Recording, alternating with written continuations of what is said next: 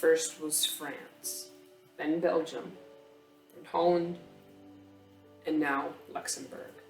Welcome to World War II in the eyes of the beholder. I'm Matthias. So the past 2 weeks, in the past 3 weeks, we've been talking about the invasion of Holland, Belgium, and France, and all that stuff. Invasion of France and the Netherlands. So Luxembourg is a part of that. And like Denmark, they were both taken fairly easy. But in these first 3 episodes, I'm going to make more smaller episodes because I think that will be better.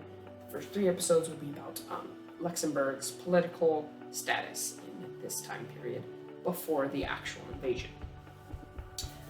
Invasion of Luxembourg, Part 1. So at the start of World War II, when Germany invaded Poland on September 1st, 1939, the situation in Luxembourg was difficult. The Luxembourgian people had sympathies led in the hands of the UK and France. So they were good friends, and I'll get to that in a bit. And 2, the signing of the Treaty of London in 1867. So this is already a long-lasting relationship that if we're broken after over 70 years, if you broke this treaty, good luck getting your trust back.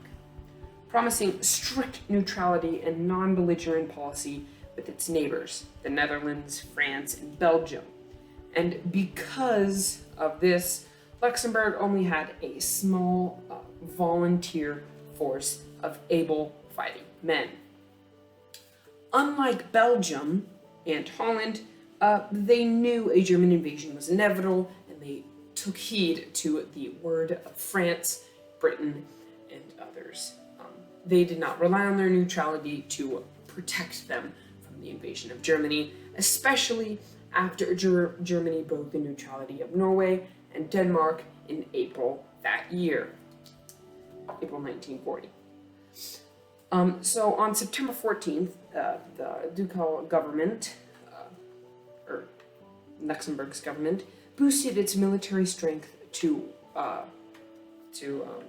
more by adding 125 more men through a volunteer force, and making it was volunteer, so they strongly urged people to join, and making a wall on Germany's and France's borders. The Schuster line, named after one of the military leaders, was a line on the German and French borders, consisting of 41 sets of pillboxes and iron gates, 18 blockers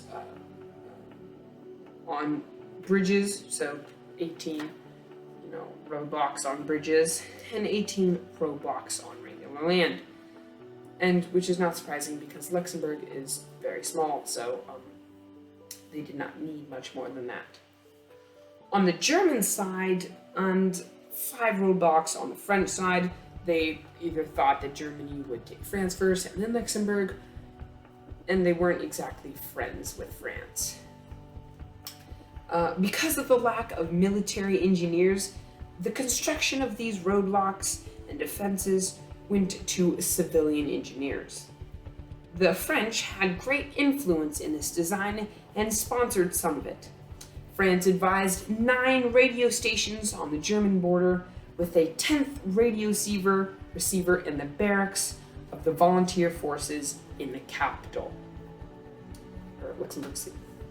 The ducal government advised that the Duchess flee Luxembourg to set up a government in exile if Luxembourg was attacked. So we have all these preparations, but unlike Germany and Holland, they actually took heed.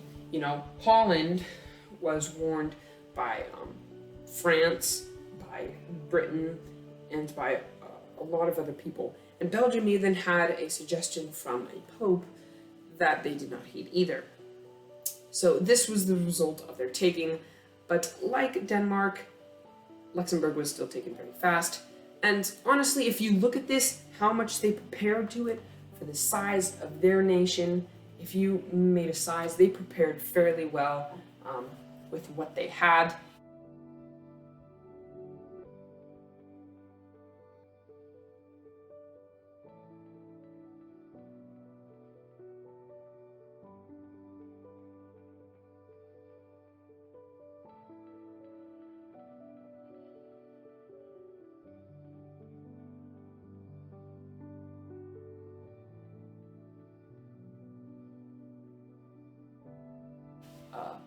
And I will talk about more about that in the next episode. So please like, share, subscribe, and comment below about what you think about the invasion of Luxembourg, what we talked about in this episode here. So if you would like to see my other episodes, I have other episodes pre-worded this. So I do have episodes 3 on Holland, 2 on Belgium, and then 1 on France and stuff like that. So I have a playlist on my channel that you can check out that has the invasion of France and Low Countries. So this is just the start. So thank you for watching. I'll see you next time.